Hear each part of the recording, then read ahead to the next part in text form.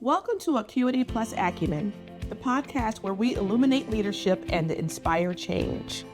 I'm Deanna Armstrong, an executive coach working with leaders in the life sciences and biotech industries to help them sharpen their leadership skills and drive real change. This podcast is proudly sponsored by Armstrong Walker Coaching and Consulting, where we empower leaders to reach their full potential. As AI continues to transform industries, the need for soft skills like self-awareness, emotional intelligence, and authentic leadership has never been greater. With CEO tenures at an all-time low, leaders today face high pressure to not only reinvent their organizations, but themselves. It's not enough to manage strategy. You need to connect authentically with your teams and lead with purpose. Each week, we'll explore actionable strategies to help you navigate this high-stakes environment with confidence. Remember to subscribe on YouTube and follow Acuity Acumen on Apple Podcasts and Spotify. Now, let's dive into today's conversation. Welcome to Acuity Acumen, where we illuminate leadership and inspire change. I'm your host, Deanna Armstrong, and today's episode is brought to you by Armstrong Walker Coaching and Consulting. Today, we're diving into the world of healthcare innovation with a trailblazer in the startup ecosystem. Joining us is Dr. Hubert Zajicek, CEO and co-founder of Health Wildcatters, one of the nation's leading healthcare accelerators. In this episode, we explore Hubert's journey from practicing medicine to driving innovation, the role of mentorship in fostering groundbreaking startups, and how North Texas is becoming a hub for life sciences and biotech. Whether you are an entrepreneur, a leader, or simply curious about the future of healthcare, this conversation will inspire you to think bigger and lead with purpose. Let's get started. Welcome to the show, Hubert. Thanks for having me. You're welcome. Thank you for accepting our invitation.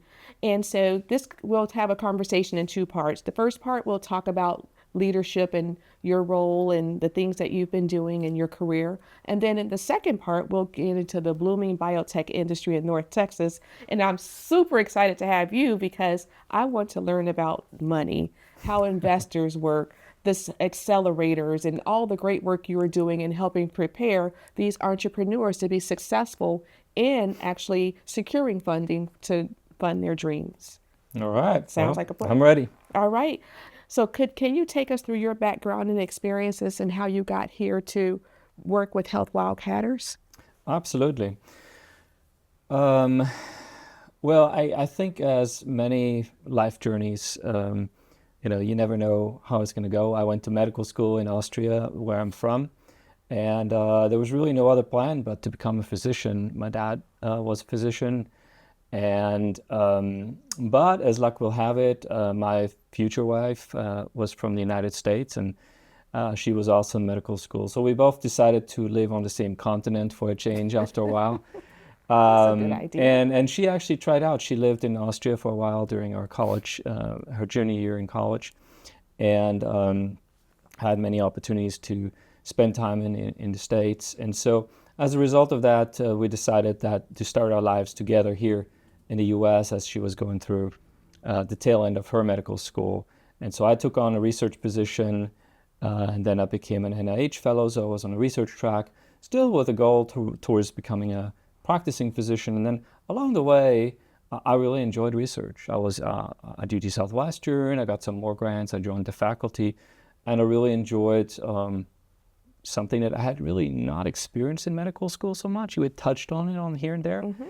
And so did that for a while she was going through her residency. I didn't know that an MBA that I embarked upon eventually at SMU would pull me away from research and into commercialization and healthcare startups. But that's exactly what happened. So at SMU, I discovered entrepreneurship, fell in love with it, did the business plan competitions, ran the biotech and healthcare club, and just got immersed in a lot of things that, and this was the evening program, so it was the professional program. I still had my day job. But I really enjoyed that aspect. Out of that and some networking, I got my first job offer to join an incubator in Frisco, which it doesn't exist anymore, but it was a medical device incubator, and we'll get a little bit into that later, what the differences are. But in essence, learned a lot there, and then 11 years ago started Health Wildcatters together with 3 others. So when you think about the skills needed, you 3 different roles, right? You had your medical student role and being a physician, but then you switched into research, which took another skill set, and then you went on to this healthcare and biotech incubator. What skills do you think made you successful in all 3 different roles? Well, I mean, I think it's a little bit of so again, I started out as a physician and wanted to have impact on people. I love people, enjoyed that, saw my dad do that. And in research, as I said a second ago, I loved it. But over time, I got away from that impact. When you do basic science research, it's nobody else's fault. It's my own fault. I loved it so much, but I got away from patients. Anything that I would discover may in 20, 30 years turn into something, but nothing, maybe not even in my lifetime. And that's if I discover anything that's even worth making into a product of some kind or some seminal discovery. So really my MBA and the entrepreneurship almost brought me a little bit further back to having an impact in my own lifetime. And I know that doesn't quite come together yet, but now paired with healthcare startups, it does exactly that. I know that it's very, very hard to do a startup. I know it's even harder to do a healthcare startup. You need a lot of help. And so it's a lot of fun to help these healthcare startups become successful, play a role in there. I'll never take the credit for what they do. They are the brave ones going out there doing their entrepreneurship thing, but we're along for the ride. And so I get to use my skills, and also I get to see startups that have a true impact on people and people's lives. And now with over 100 startups accelerated and invested in, it really becomes almost anything you can think of gets touched by a startup that we have. And so that I get to see 10,000 people touched by an improvement or a cure that I got to play a role in helping along. What are the key components of an accelerator program? Because I do know that a lot of times when you're the entrepreneur, sometimes you're not the best salesperson for your business or the best person to run the business. So is that kind of where your accelerator fits in teaching those type of leadership skills? I mean, in a nutshell, you're spot on. The best innovator is not necessarily, or very rarely actually, also the best executor of that idea. Meaning, you invent something, you could be really, really awesome at that. That does not mean that you are an entrepreneur, and also that you don't need to be that person. These are very different skill sets. Also, it's sometimes totally inappropriate. You might be very successful. You're in a research lab. You're developing things, or you're a valuable physician in a subspecialty. And should you really give up all that to become an entrepreneur? The answer often is no. As a matter of fact, in most cases, it's probably no. It's very rare that the same person that is really good at inventing things also becomes the entrepreneur. It does happen, and there's some prominent examples, of course, but in most cases, that's not the way it goes. Usually, we're talking to a minimum of 2-person team, and very often there's kind of the technical person, and then there's more the business person. And the technical person, that could be that inventor, for instance, that maybe becomes the chief technology officer later. And the other person is the businessy type of person that can really deal with the uncertainties of entrepreneurial life, that can tackle all those things. Totally different skill set that you need to be successful in your entrepreneurial endeavors. Okay. So your vision for Health Wildcatters? Well, we have Health Wildcatters is a healthcare seed accelerator and fund. So we make an early stage investments. Some of the things that I believe in are we're in the middle of the country. We're working with startup entrepreneurs who are building it the right way. one of the very basic things we talk about during the program is there are no shortcuts. There may be great things that happen to you along the way. There may be wonderful things that happen along the way, but you're going to plan on building this the right way with the right value set, and keeping your head down and humbly going through this process, because there will be plenty of times when you need the strength to pull through stuff. The accelerator itself brings you the skill, the program just gets you an insight into all the little components that are involved with making a startup successful. That is not us having all the wisdom, it's us having lots of friends who are willing to share the wisdom. And we encourage our entrepreneurs to take on as many trustworthy partners along the way that can help them. Don't become the accountant. You got to be dangerous enough to know, how it works, but I don't need you to be the accountant. I don't need you to be the lawyer. Well, definitely not. Get professionals, please. It's laudable to learn, and you should know enough to know what you're in for and be able to make the decisions. But surround yourself with trustworthy people that can augment your team and take those burdens off of you. And so that's one of the things we teach. There are many things we do, but that's one of them. And it certainly helps for them to also see. We work in a cohort, so there's 10 different startups at the same time going through that process, so they see what others are doing, how have they solved this problem, how have they addressed it. Somebody might have a great patent attorney, the other person doesn't, and they're still struggling with that. Or one person has a really cool set of graphics, and the other person's sitting there with PowerPoint trying to figure it out. So there's just a lot you can, I could learn this from this person, or I can pick this up. It could be a referral, it could be just some tips, it could be hints, it could be setting the standards of where you need to be roughly, and also not worrying about some of the things that you have worried about all this time. Some people worry really a lot about the looks of it all, and sometimes we have to stop them. You know what? It's okay. It's fine. You can fiddle around with that later. For now, you need to get the message across. So this depends. They're all 10 different. Usually it's 10 startups, 10 different teams, 10 different sets of backgrounds, and so we're just helping them understand what is normal, what is customary, how do you fit into that, where are you outside the norm, where you're inside the norm.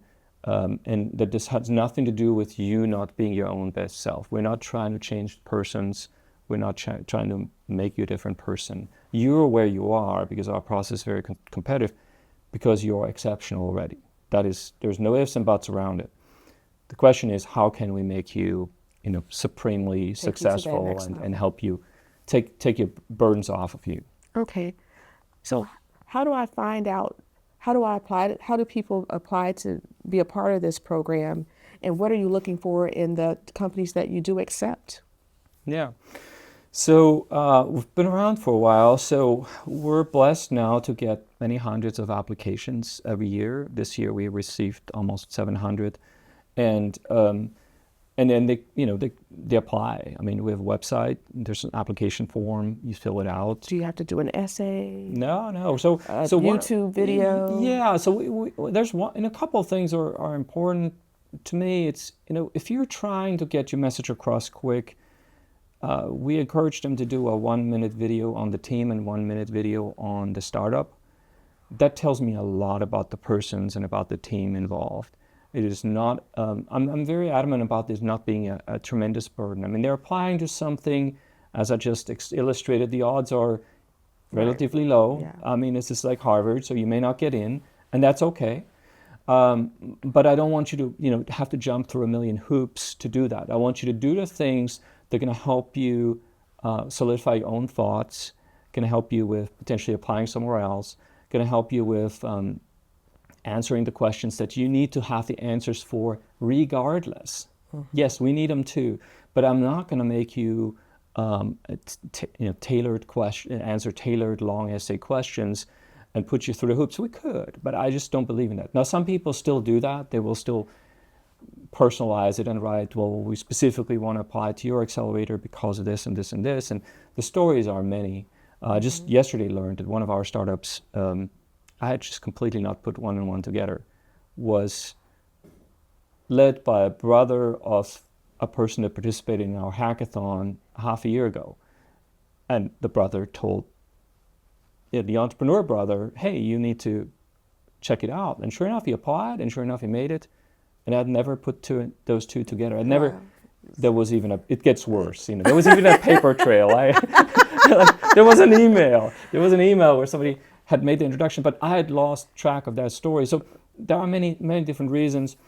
But anyway, so it's an application. As I said, I want you to answer the questions that you need to be able to answer to anyone who might be an investor, who might be a partner. So, yes. So answer those questions. You can cut and paste those later for other applications or for grants. So it's important to me that you do the things that you need to know, and it's not about us and trying to ingratiate yourself with us in any particular way. So are there a lot of programs like this? Like I'm totally new to the Yeah. So there are a number of accelerators in this country, and we're by no means the first. We are one of the first that are healthcare only. Okay. So accelerators, when you think about the big names, Techstars and Y Combinator and 500 startups, this really started as software accelerators, which meant they took on software startups, and these software startups wouldn't necessarily be in healthcare. As a matter of fact, they most likely would not be in healthcare. And so the idea was to help young entrepreneurial teams with software startups and put them into a program where they get to know some other peers that do the same thing. So there are other programs that are specializing only on healthcare only, but there aren't that many. And also this is there's certainly not many around that have been able to replicate that for the 12th time now. We just finished our 12th cohort, 118th company. So there are not many programs at all that have been able to do that, especially in healthcare. So word gets around, and we've been able to increase the quality of the applicant pool as well over many, many years. So what do you think makes you and your team successful? Well, I mean, you got to have passion for what you do. So we preach to entrepreneurs, but we preach it from a position of we have a startup ourselves. The accelerator is not, there was no fairy that, waved the wand and said, you shall have $1 million or $2 million, and now you go and do your accelerator. Now, that does happen sometimes. These things exist. There are situations where an organization can decide to hire some people to run an accelerator, and they give them a bunch of money, maybe run it for 2 or 3 years. But then there's no base for that. If that team or organization or hospital, this group decides to stop, then the whole thing stops, the music stops, and it's over. Mm-hmm. In our case, we're backed by over 150 individual angel investors and family offices over all these years. So what's an angel investor and what's a family office? Yeah, so an angel investor is just simply someone, there's some SEC criteria, there's some rules around who can make these really risky investments. And it's not so much who can make them, it's around protecting consumers. So let me put it this way. The federal government believes that consumers should be protected from a con men. Mm-hmm. And then there are exceptions to that. What that means is that one of those is around angel investors. Basically what they've decided is like, well, if you make X amount of money or you have X amount of money, you know what? Knock yourself out. These are very risky. They're very much private transactions. But if you fit these criteria, and you say you are, then go for it. And so this isn't about excluding people who don't have the money. It's protecting them from such rules. And so if you are, for instance, a publicly traded company, you would have to disclose all sorts of things. And here it's more like, if you guys want to invest and risk this, you're allowed to do it. So angel investors are generally people who have a little bit of money set aside. They need to fit into certain criteria, have a certain amount of network. Okay. It's much less than you would think, actually. And be willing to make a high-risk investment. And they're going to sign a waiver and say, I know this is a high-risk investment, and I may end up with a goose egg at the end. Okay. But just like everything in life, if you spread your risk, you can change, the risk profile quite a bit. If you make one bet, yes, but if you make 10, 20, 30, you're gonna have a little bit more of a cushion. Not all of those 30 will fail, most likely.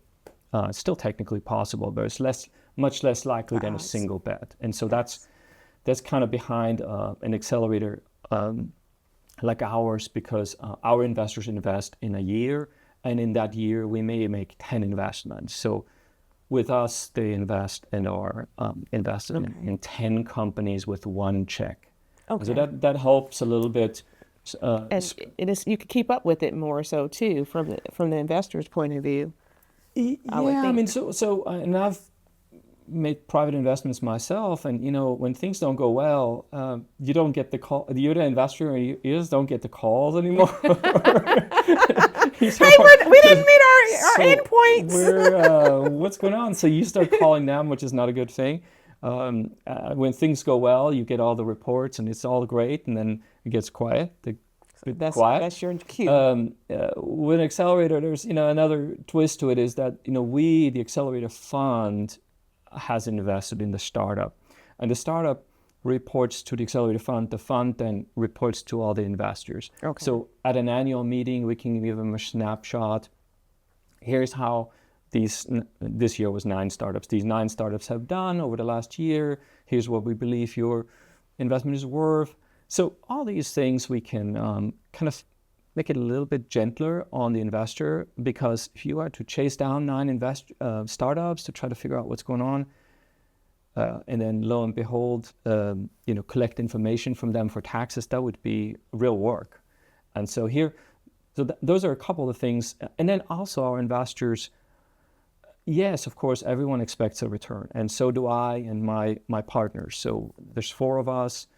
We also invest our own money in every single fund. So we're not telling someone to do something that we don't ourselves do with our own hard-earned dollars. And anyone that gives us a check, deserves the right that we treat that money with the utmost respect. Angel investors and family offices are both accredited investors, so they make these high-risk investments. What specifically in the accelerator comes to bear is that in healthcare, most of our investors don't want to just invest and hope that we make good investments. They also want to be involved. So almost all of our investors are involved as mentors. Those are successful people who have, run a successful business or successful career professionals. And they say, you know what, I'll invest, but I might be able to help someone. So put me in the rotation as a mentor. Okay. And so these very successful people then serve as mentors to our startups. And this is a really kind of not just your checkbook, but also your Rolodex, so to say, your address book, to help these startups. And that's part of the secret sauce. We have over 300 mentors that are willing to take the meeting. And if you know anything in entrepreneurship, it is that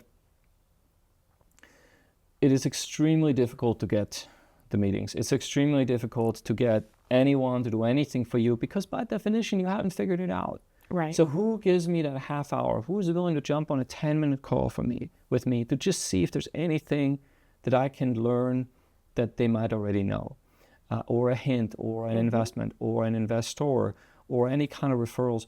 And so this is our startups in the course of over the course of 3 months, we'll probably meet 30 to 50 mentors individually in one-on-one meetings.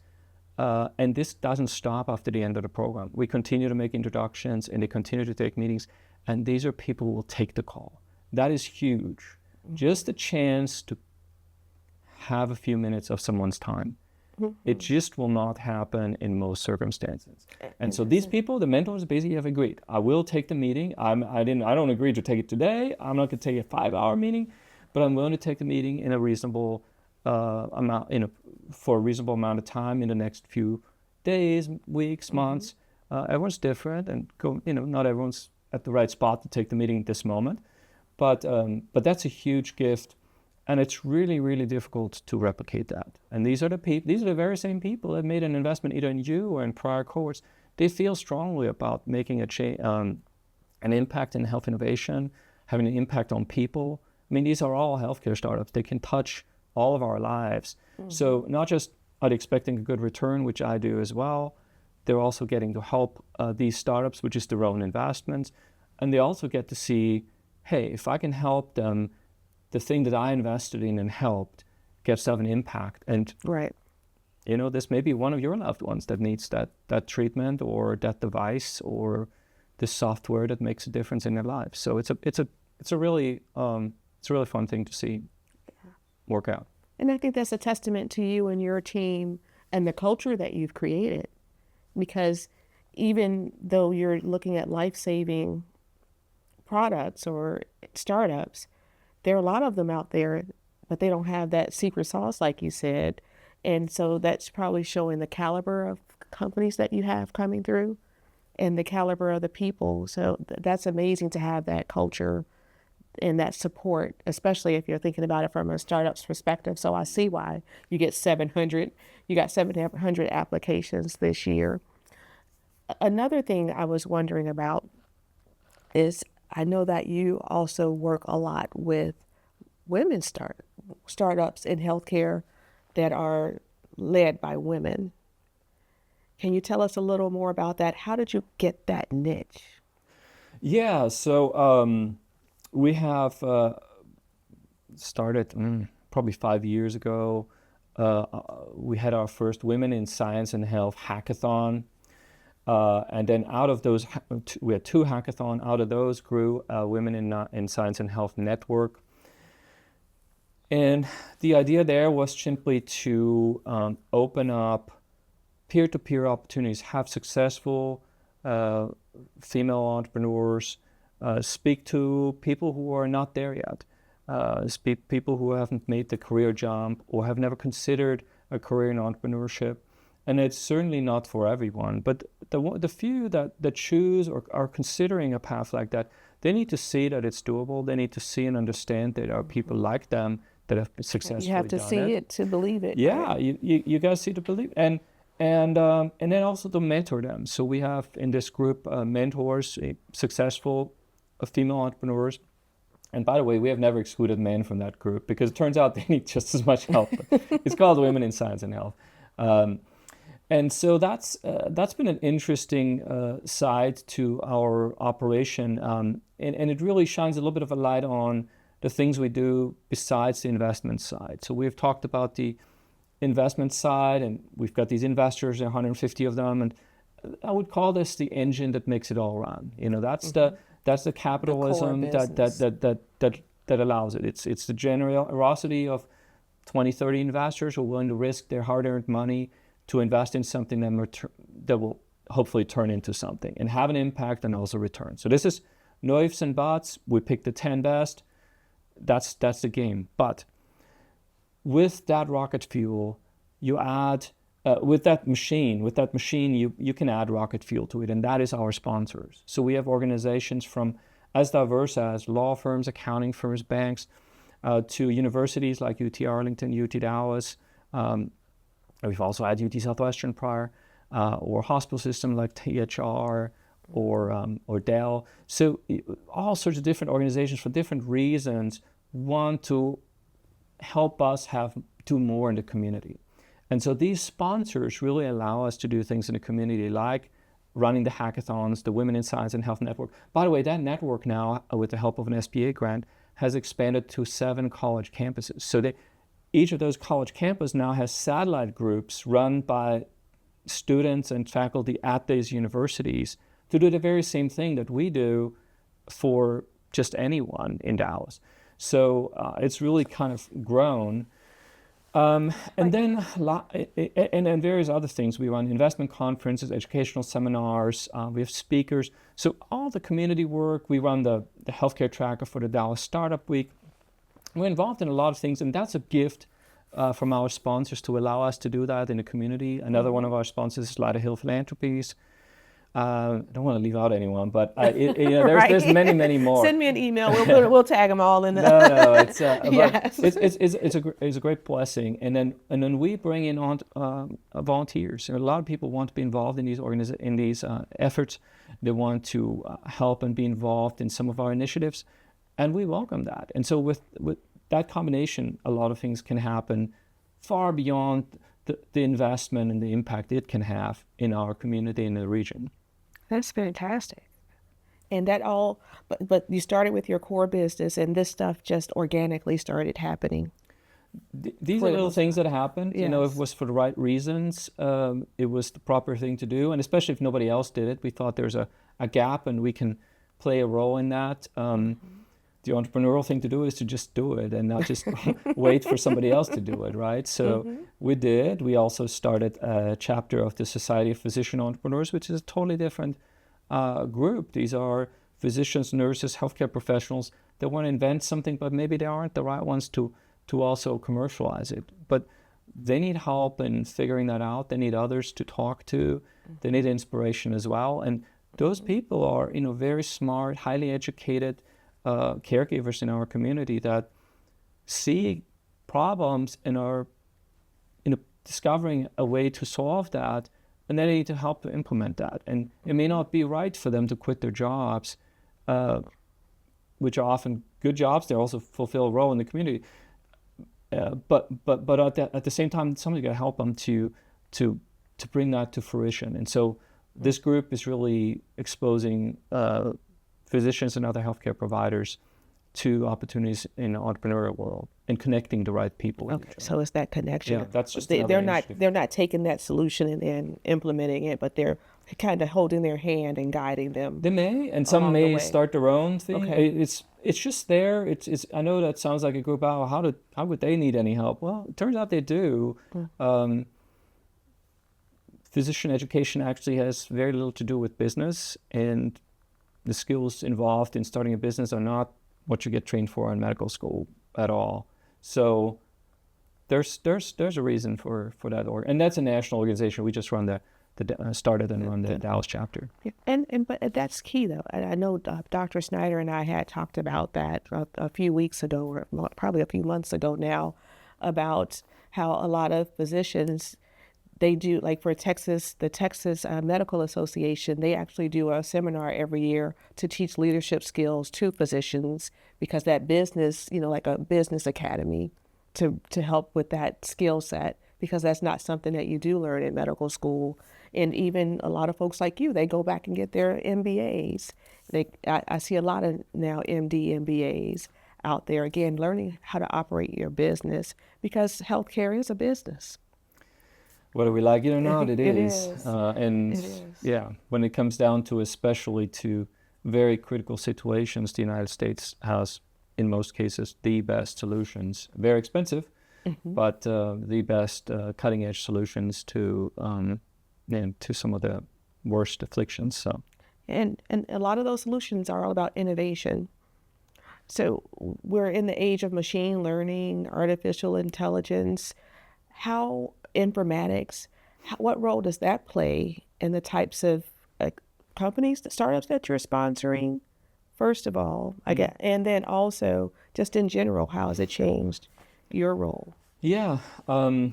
Well, first of all, we have the startups we take on, those 118 that I've spoken about, are in various areas. So there are software startups, there are medical devices, there are pharma companies, tech-enabled services, healthcare consumer goods, diagnostics, so many different buckets.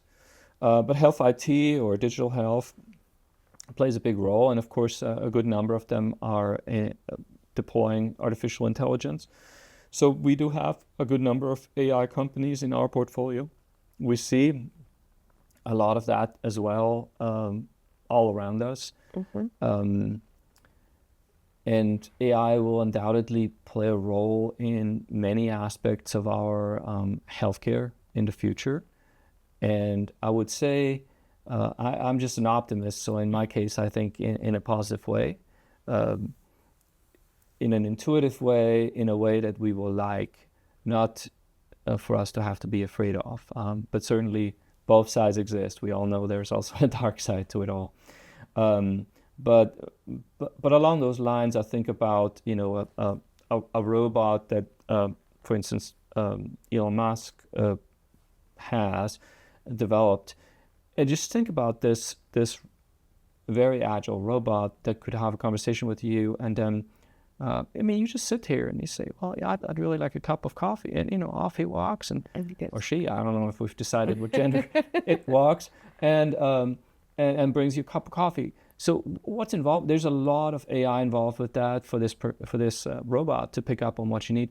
So I see us having such amenities, And 10 years ago, we would have thought, we need a coffee-making robot that goes and makes the coffee. And no, this is about... but the same along the lines of caregiving.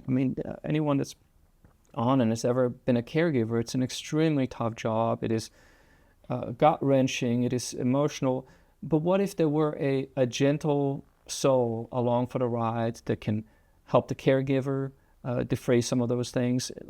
Just, I'm transferring dad to another bed and let the robot make the bed and clean it all up. Just simple things. So I see a future where these things are possible. And whenever I say this is robots, but still all the intelligence behind it and the decisions that are being made for this to happen are incredibly important. So that's just one little niche that happens to be, I think a little bit easier to explain because it involves robots, right.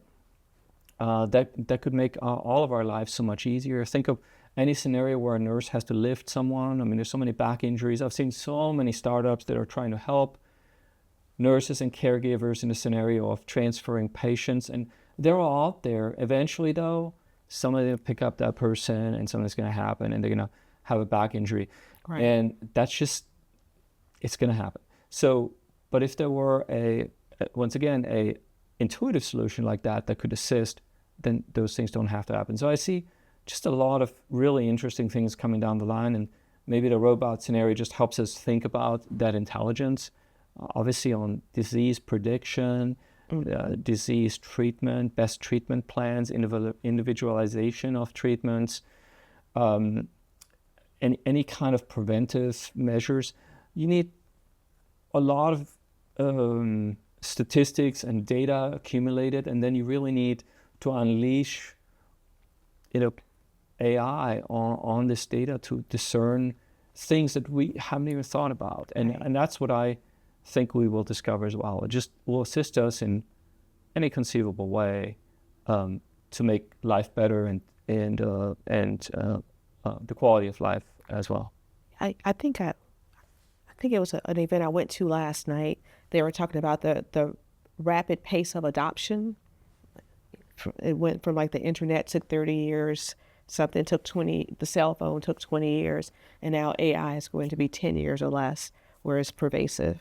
Right?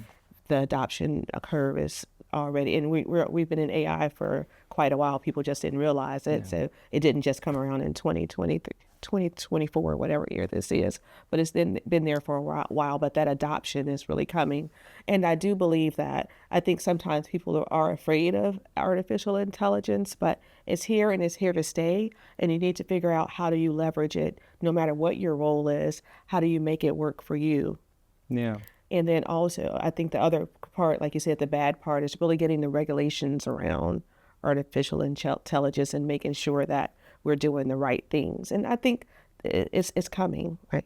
It may be a long wait. Instagram just decided to do Instagram for teenagers a million years later.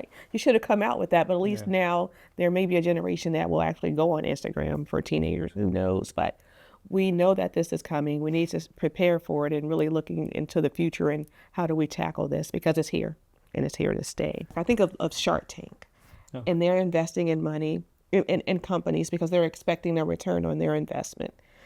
And that's pretty much what you're doing, just for healthcare, correct? Yeah, that's unbeknownst to me, my daughters have been running around telling everyone that I'm doing Shark Tank for healthcare startups. That's how they have explained it to all their friends. Okay, yeah, that's what I. Okay. What does they were kind of stumped what to say. Tell people what I do, and so that's what they. And I don't know how many years they've told everyone that. So apparently, all these kids that they know, that's the explanation they got, which is not a bad analogy. On the investment side. When you make a private investment, you can invest in real estate, you can invest in oil and gas, and in each of those cases you have depending, there's a kind of a sliding scale, some predictability on when you will get the return. So real estate and oil, there's some prediction. You can predict a lot of it, not always, but very often. You could also invest, of course, in something even safer, like a savings account or a CD, and then you know exactly what you're going to get. So as you scoot over to the side of the high risk, also high return spectrum, what you get is more and more risk, which means not every one of those investments is going to turn anything. Some of them may turn into complete goose eggs and go away. And so it's kind of high risk, but also the rewards get much bigger. You get your CD with 4% here. Well, a startup may triple your money in 3 years. I mean, that's huge. So in healthcare, though, as you go down up that risk curve, in healthcare, you get two additional things. Number one, you get what I alluded to earlier, a kind of an additional benefit. You get the benefit of knowing that this invention could very well touch your lives or the life of somebody else. And I mean, that's not a cash return, but it's usually a good motivator, especially for people that have a career in that industry, that feel like that's something they want to do. The other thing that happens in healthcare, it takes longer.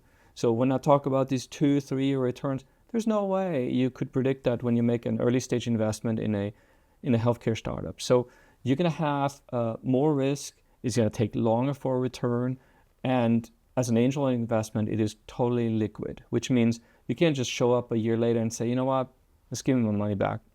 It's gone. It's just been invested. It's not returnable. So on the other hand, though, these investors, or us on behalf of them, we buy a stake in that company. We might own 5% of that company. To start with, you usually own 8%. But over time, it becomes a lesser percentage. So then that company sells, and now let's say it's a $100 million exit, and we own 5%. Well, 5% gets sent down. My whole fund was $1 million. That would be a very good scenario. And everyone gets 5 times their money back just from one investment. That would be an exceptional return. So there's definitely return expectation, but they also know, my investors do, and so do I. And then not all 9 this year will do this. Some will have smaller exits, some will have bigger exits. Stuff happens. Probably some will fail. Don't tell them that I said that on camera. We'll take but that it can happen. No, this should stay. It can happen. And but us, just like in venture capital, you need a few to succeed, and you need to believe in all of them and give them everything you can to help them be successful. But ultimately, it can't be all of them. It's against the odds for all of them to succeed. Right. A lot of investors, especially in Texas, they invest in oil and gas. They invest in real estate. You mentioned software. But I feel like there's a little aversion to investing in healthcare companies. If you were talking to investors, your investor colleagues out there, what would you tell them as to why healthcare is a great place to invest? Well, I'll speak next week at a big event with family offices, and like you said, the typical investments are real estate or oil and gas or something predictable things, and there's nothing inappropriate about them. I think if you this isn't an investment show, and I'm not an advisor, but people that put together a portfolio of things they want to invest in, they might own their house, they might have another piece of real estate, they might invest in commercial real estate or in something else. There will be a sliver where they say, well, what about high growth, super risky deals? And that's where they end up in angel investment deals or in venture funds. And in that subcategory, they enjoy that they can know that there's some help along the way. So they don't just invest and then have to hope for the best, but in our case, they have 10 startups and they invested in several. So if one of them falls off the cliff, there's still the other 8 in this year's case, for instance, that can have a shot at it. Mm-hmm. So as far as the real estate or oil comparison goes, that's just on that risk scale, that's just a little bit more predictable. And a lot of people have made their money that way, and so why not do what you know works? And so I don't find anything wrong with that. It would be nice if more people would say, and a little bit of my money I set aside for high risk, high reward investments in my community, in my region, in healthcare. And that shouldn't be a charity case. That needs to be because it works and because I want to be diversified. And the one thing in healthcare that I like is that it's not going to go out of fashion. We want to live, and I'm live not saying long, that real estate or oil are lives. going out of fashion, but they have a very cyclicality to it. I mean, real estate goes down, and oil prices go up and down. All of a sudden, we're drilling, we're not drilling, and again, anyone that invests for the long term knows that over the long term it can go. But in some of those industries, you go in, and it needs to be the right time to make money. You go in at the wrong time, the thing goes bust. So healthcare, just in general, I mean, I think, okay, is this a bad time to invest? Is this a good time to invest? Some of the best investments have been made when there wasn't a lot of capital available and startups were started. In some cases, it was when there was a lot of capital. Healthcare, though, if you're tackling a problem that, is a burden for humanity or for people, who's going to say, oh, we don't want that? This prosthesis, this works better than the other ones. Forget about that one. Right. Or cure for Alzheimer's. Now next, let's do some oil and gas. Okay, there's a place for everything, but I think there's just an innate understanding that innovation in healthcare is a must. It's not a nice to have. A nicer house, nice to have. More energy, nice to have. Not always. You need a basic amount, but healthcare, if there's a way for something to be better that can reduce suffering, that can help people, there's just not a lot of people who say, oh, let's skip that one. Let's invest in the newest, Tickle Me Elmo doll and make a bunch of money. So there's both sides to it. I think there's a bit of a mission to it too. But there's also the assurance that healthcare will not go out of favor. It will always be in need of better solutions to reduce human suffering. I like that. But one of the things that I wanted to do with this podcast is to educate people on what biotech is and the different parts of the ecosystem that it takes to bring this to fruition in Texas. And one of those constituents, I hope, are investors, because I think education is a big piece too. Because when I think about healthcare or biotech, I just think about drug development.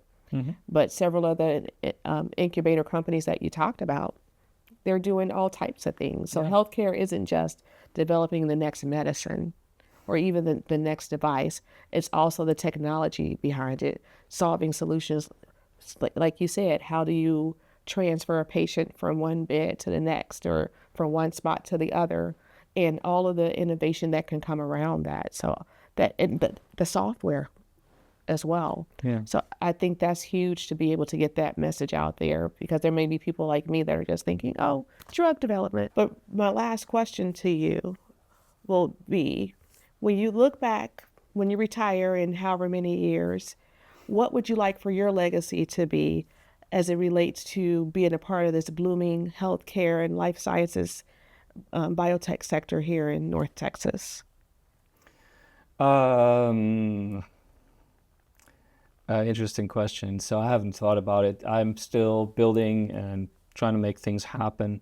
I think that the things that I want to convey to entrepreneurs and people who, have that idea that maybe I could do it. First of all, I was not your guy. I was shy. I was not educated at all. Yes, technically I had a really good technical education, as a physician, but it is just not the recipe for success on the entrepreneurial spectrum. So first of all, you can do it. I know that sounds weird. If I can do it, you can do it. You can. Number two is simply along the way to, entrepreneurship is about the many things along the way that could go wrong and how to deal with them. Yes, there's a whiz-bang idea, maybe. Sometimes there is not. But if you focus on the impact you can have and where you can go, needless to say, you need to dot all the I's and cross the T's along the way, but you will want to have that effect on people with having mentors around you that can help you and be entrepreneurial. So on the legacy side, it's more around looking up, later on and saying there are a lot of people walking around that are building startups the right way, that do it without shortcuts, that have an impact in the world. What I do now when I'm not using my hands as a physician is to use them with startups. I would love to see millions of people helped, and I played a small role along the way. And of course, of many people replicating that and getting that idea that it really just takes a good idea and then a lot of hard work to do it. Whether you were a high school dropout who I had dinner with 2 days ago, or a PhD, MBA, MD, whatnot, that is just learning how to be an entrepreneur. It doesn't matter. That is a very flat world in entrepreneurship land. As long as you're humble enough to do it, that's what I want to convey. And I think our country has still the best opportunities for an entrepreneur to do these things, to actually go for it and try it out and be allowed to be successful, no matter what your background is, ethnicity or gender.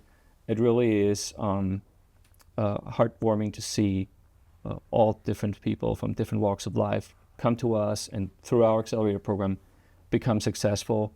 It is always their success, not ours. We play a small role in there, and we're proud and honored to do that. But to see that happen and play out, no matter who you are or where you're from, I'm an immigrant. So I hope that legacy will continue. Thank you. And I hope it does too. I think one of the key things you said was the impact. So thank you for the work that you are doing at Health Wildcatters and the impact that you're already having on thousands of people, and definitely a whole bunch of entrepreneurs and mentors, and bringing that sub-ecosystem together, which is huge. There are a lot of folks, like you said, that are not able to replicate that. And I really think that's because of the heart of you and your co-founders and what you're doing today. And we appreciate you sharing your wisdom here today on Acuity plus Acumen. Thank you for tuning into today's conversation with Dr. Zajicek today. We hope that you found something that you could take away and implement in your own world. And I love what he just wrapped up with. It doesn't matter your age. It doesn't matter your education level. It doesn't matter your gender or your race. You have the ability to be an entrepreneur and to work hard, and your dreams can come true. Until next time, take care. Thanks for joining us on Acuity plus Acumen. I hope you found today's episode filled with insights that inspire change and drive your leadership forward. In a rapidly evolving industry, your role as a leader is crucial. If you enjoyed this episode, remember to subscribe to our YouTube channel and follow us on Apple Podcasts and Spotify to catch our upcoming discussions. This podcast is proudly sponsored by Armstrong Walker Coaching and Consulting. Are you ready to elevate your impact? Reach out for personalized coaching or to explore Acuity plus Acumen Leadership Institute. Together, we can illuminate leadership and inspire change. Keep leading boldly and making an impact. Until next time.